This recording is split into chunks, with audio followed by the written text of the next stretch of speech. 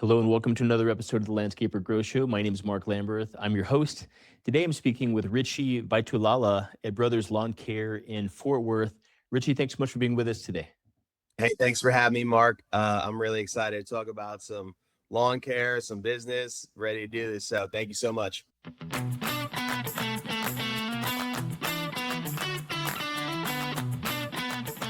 Yeah, man. I really appreciate you making some special time. We had kind of needed to juggle some times around. This is like the busiest time of the year, of course, Oh, for yeah. landscapers and lawn care, right? So, For it, sure, for sure. Yeah, we're definitely feeling that early yeah, summer rush right now, trying to get guys hired and train them up. And some of these people that are calling us, it's their first mow of the season, and it's already June. So overgrowths, amazing, cleanups, it's getting crazy out there. amazing. Well, I'd love to start just by hearing what services you provide for your customers here in Fort Worth.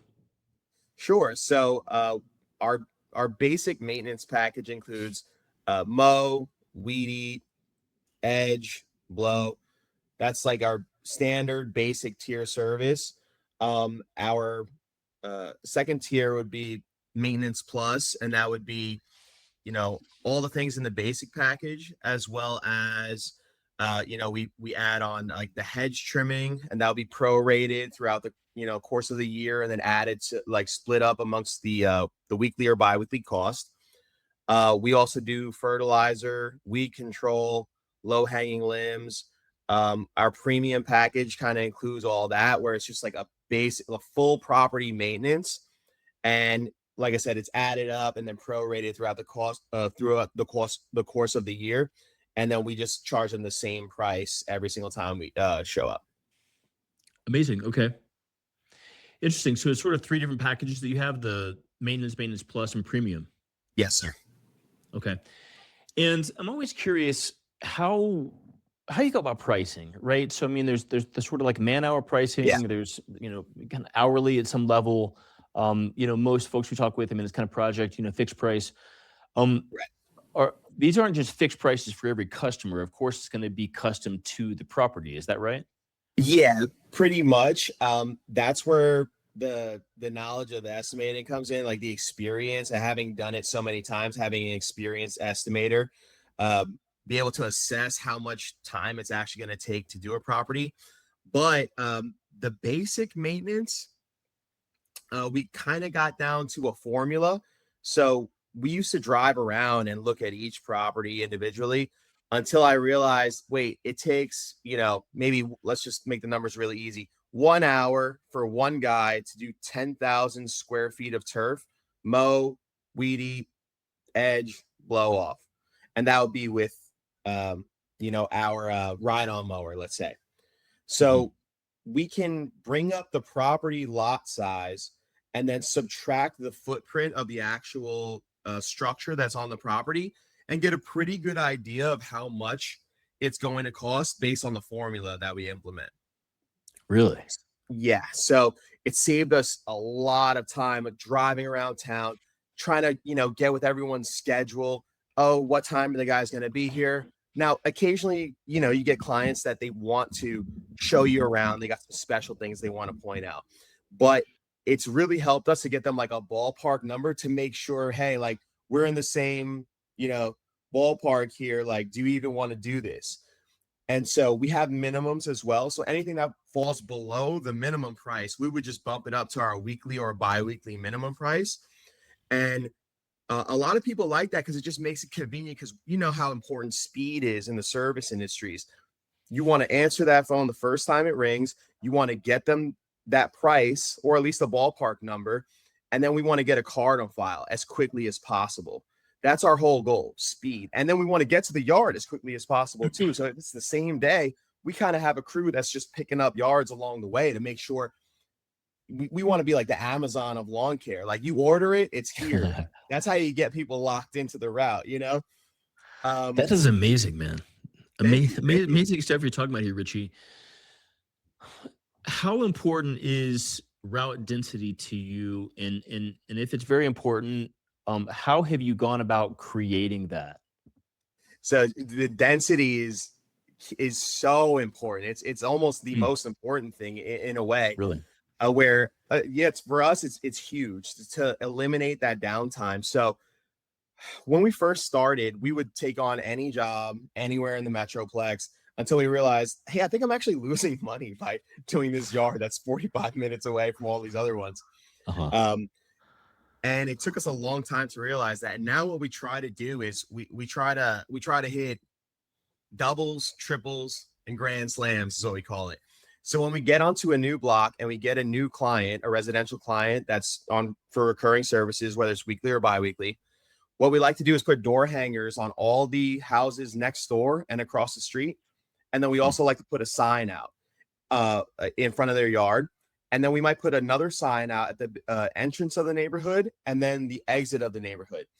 So when a neighbor pulls up and they're, our client just got their yard mowed, they're seeing our signs one time, two times, three times, and then they're getting a door hanger. That's 4 times. By the time they leave their house the next day, they've seen Brothers Lawn Care and our branding and our logo 10 times before they left the neighborhood.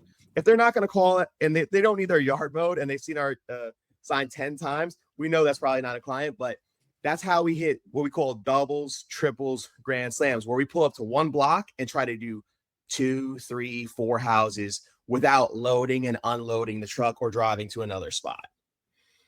Amazing. Okay. I love it. This is so valuable, so helpful for our listeners and also me, man. I'm really learning the business here. Yeah. Hey. Yeah. I mean, I've been refining this for years and years and years. I've been doing it for 10 years now. Started out, didn't know anything. I mean, I started mowing yards when I was 15 years old as a summer job. 10 years ago, after doing a bunch of odd jobs, serving tables, demolition projects where I was, getting hired as grunt labor. My brother says, hey, I want to start a landscaping business.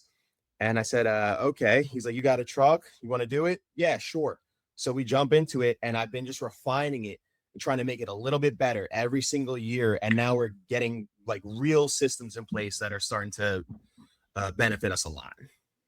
Man, that is amazing. How many people do you have on your team right now? So right now we have 6 people on our team, including myself. My wife is the one who does all the office work. And so she's the one that does all like the administrative stuff, the invoicing, the customer service, anything clicking buttons. I'm not great at that. So, that was actually a big struggle in us trying to scale, is that I like being in the field more than I like being at the desk or doing the office work. But over time, I realized, okay, that's what we're going to actually need to do to grow. And so that's been our one of the biggest things we're trying to work on right now. But I also have 4 full-time guys that are just mowing, doing cleanups, trimming trees, haul offs, junk removal, cleanups, mulch installations, etc. So I will sort of oversee the day-to-day operations. I'm still on a truck a lot of times, but I'm sort of pivoting and trying to transition off, maybe not entirely, maybe just for the time being, until I can go add a 3rd truck and then hire a couple more guys to, and eventually scale in that manner. Interesting. Okay. So you guys have, everything that we're talking about here, it all just makes such sense, like at the business level. And so I'm curious about some other aspects of just kind of the business. Appreciate you sharing the details here and just all of these great kind of key points here. So you guys have done you're focused on route density. That's really important. Let me ask this. This is actually a side question. Yes. Is there any way that customers will pay you for drive time? And so if it was that lawn care customer 45 minutes away, I mean, this is not what you're trying to do, but the reason why I'm asking about this is, I mean, if you could fund that, if you could pay for that, you have a much larger footprint. Is that anywhere in reality here? Does that pencil out as it works? Yeah. So I get exactly what you're saying. And there are people that will pay for that. Right. Mm-hmm. I just feel like it's fewer and further between, because it might be easier for them to just find a guy that's like right down the block who's going to do it for half the price.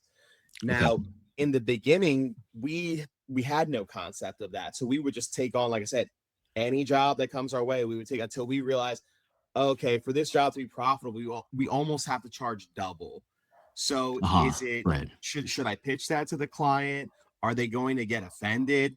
Hey, I want to charge you Mm. $100 for your yard instead of 50 Uh-huh. because you're far away from me. Now, I'm Uh-huh. sure there's people out there that would do it, but we sort of just started to try to tighten the circle instead of trying to find those outliers. Okay. Okay. Makes Mhm. perfect sense.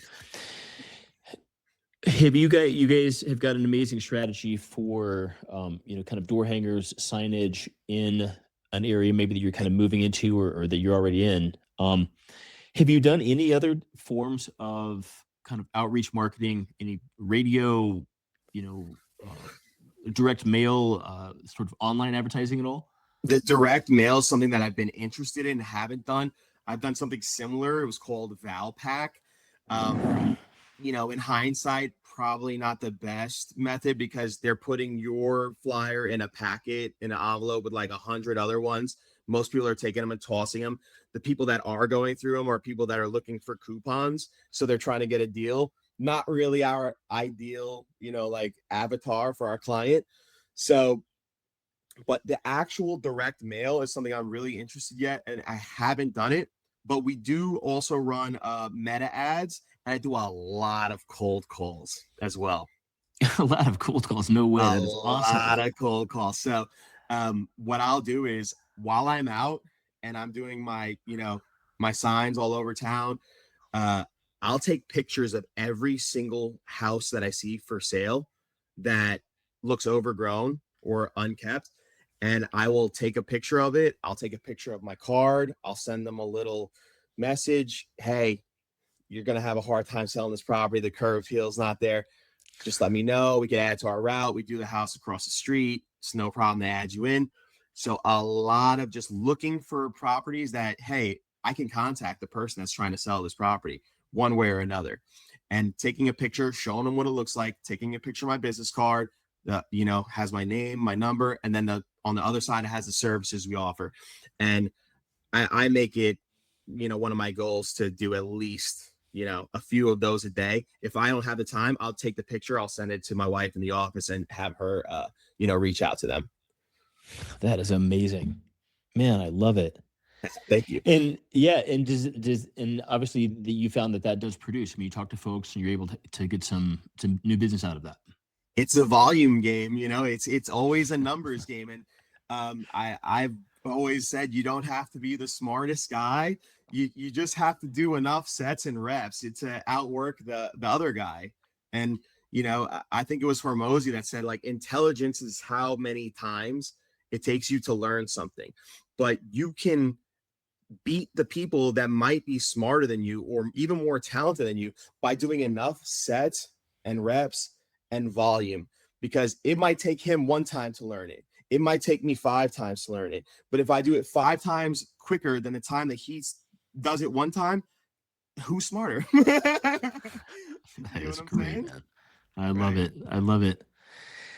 Huge Hormozy fan myself. Oh, nice, nice. Amazing. Well, Richie, what a great interview here, man. We talked about all kinds of stuff, your different packages, kind of the importance of route density, some important marketing ideas, Yes, sir. the kind of footprint that you guys work in. If folks are in the Fort Worth area and looking for a great lawn care company to work with, Mhm. what are a couple of the best ways to get in touch with you guys? Brothers Lawn Care, DFW.com. You go to that website. We have a form they can fill out for a request a quote right away. We get them, their quotes as fast as possible. So they fill out the form. We bring up their property. They don't need to meet us up. And if they go to brotherslawncaredfw.com, get them a free digital quote, and they could choose their tier pricing after that. And after that, we'd love to have them on the route. Love it. Yeah, some great photos of their work there. Brothers Lawn Care DFW, like Dallas Fort Worth, Yes, sir. DFW.com. Yes, Yeah, sir. fantastic. Richie, thanks so much for coming on today and sharing just all these great details here, man. We would love to stay in touch and have you kind of be a friend of the show here. If you'd be willing to come on some other time and do a little more even in-depth interview, we'd love it. Oh yeah, don't threaten me with a good time, man. I could talk about yards all day. So anytime you guys want me to come back and talk, I love it. I love talking about yards. I love talking about business strategies, techniques. So I appreciate you a lot too, Mark. And I love everything that you're doing. It's awesome. You're giving us a platform to sort of share ideas and building this community. I'm really happy to be a part of it. You just let me know anytime and I'll come back on. I'd love to talk more.